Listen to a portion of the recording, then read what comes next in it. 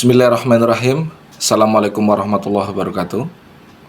Perkenalkan, nama saya Budi Santoso, mahasiswa dari Universitas Sangga Buana Bandung dengan NPM 1211241273. Hari ini saya mendapat tugas dari Ibu Farida selaku dosen pengajar mata kuliah Strategi Perencanaan dan Audit Sumber Daya Manusia. Dalam kesempatan ini, saya akan mencoba menjelaskan studi kasus yang berjudul Audit SDM pada Perusahaan yang Mengalami Penurunan Kinerja dengan studi kasus PT Prima Logistik. Latar belakang dari studi kasus ini, yang pertama adalah permasalahan utama dari PT Prima Logistik, yaitu 1. Produktivitas karyawan turun menjadi 18%. Yang kedua, tingkat absensi yang meningkat. Yang ketiga, keluhan pelanggan yang bertambah.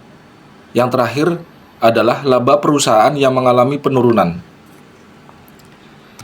Berikutnya, tujuan audit dari sumber daya manusia ini dilakukan untuk mengetahui 1. Mengevaluasi seluruh fungsi sumber daya manusia di PT tersebut. Yang kedua, mengetahui apakah strategi sumber daya manusia sudah mendukung strategi bisnis yang dijalankan saat ini. Yang ketiga, untuk mengetahui dan mengidentifikasi risiko pada aspek sumber daya manusia tersebut. Berikutnya, menyusun rekomendasi perbaikan berbasis SHRM.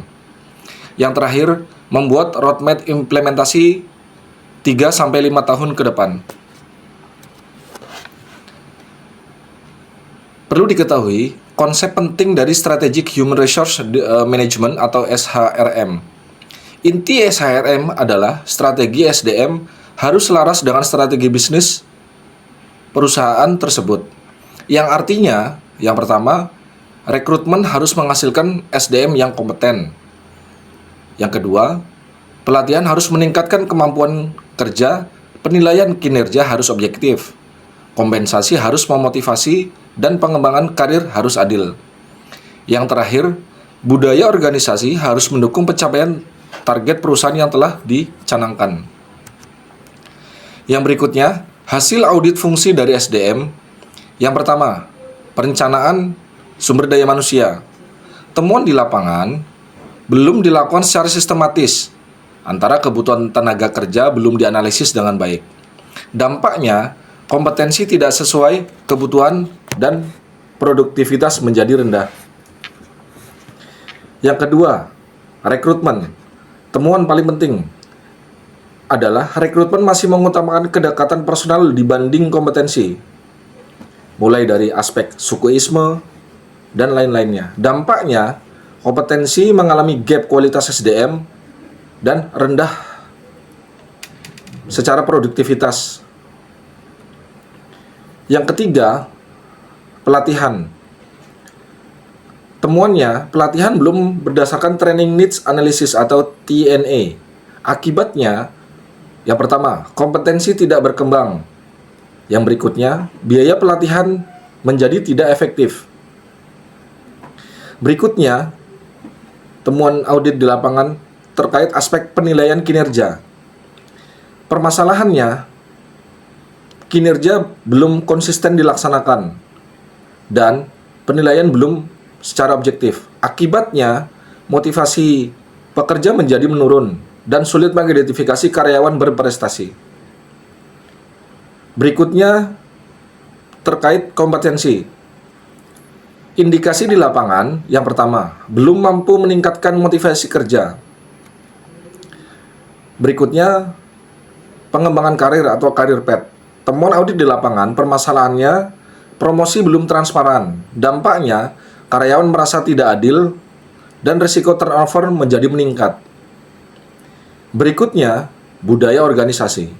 Temuan audit, budaya organisasi mulai melemah. Dampaknya, disiplin turun, kerjasama melemah, dan produktivitas menurun.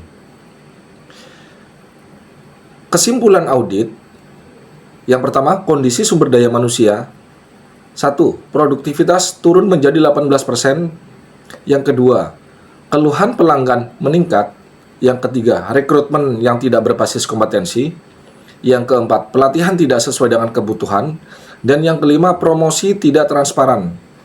Strategi yang harus dilakukan adalah yang pertama, meningkatkan produktivitas. Yang kedua, meningkatkan pelayanan kepada semua stakeholder. Yang ketiga, meningkatkan daya saing. Yang keempat, meningkatkan kompetensi kepada seluruh para pekerja. Yang terakhir, meningkatkan motivasi agar para karyawan menjadi semangat dalam bekerja. Yang keenam, risiko sumber daya manusia. Pada saat audit, ditemukan sebagian besar risiko berada pada kategori tinggi. Yang pertama, ketidaksesuaian kompetensi. Yang kedua, kompetensi tidak berkembang yang mengakibatkan motivasi kerja menurun. Yang ketiga, potensi turnover meningkat. Yang keempat, budaya organisasi melemah. Yang kelima, kepuasan pelanggan menjadi menurun. Yang keenam, produktivitas menjadi menurun. Yang terakhir, daya saing perusahaan menjadi lemah dibanding perusahaan-perusahaan yang lain atau kompetitor yang lain.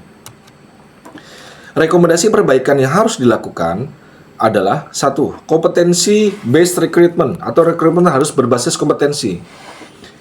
Yang kedua, training needs analysis atau pelatihan yang disusun sesuai kebutuhan pekerjaan. Yang ketiga, KPI atau Key Performance Indicator dan Performance Management System. Penilaian kinerja harus objektif dan terukur. Yang keempat, performance based reward atau kompensasi yang dikaitkan dengan pencapaian kinerja. Yang kelima, career path.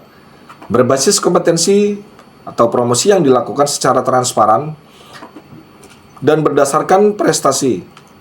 Ditambah dengan penguatan budaya organisasi, kepemimpinan yang lebih baik serta komunikasi internal yang efektif. Roadmap implementasi.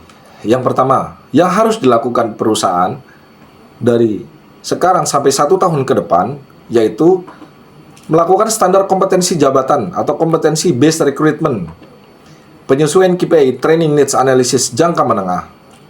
Yang kedua, yang harus dilakukan 1 sampai 3 tahun ke depan, yaitu melakukan pelatihan berbasis kompetensi, kompensasi berbasis kinerja, dan career path yang jelas terhadap seluruh karyawan.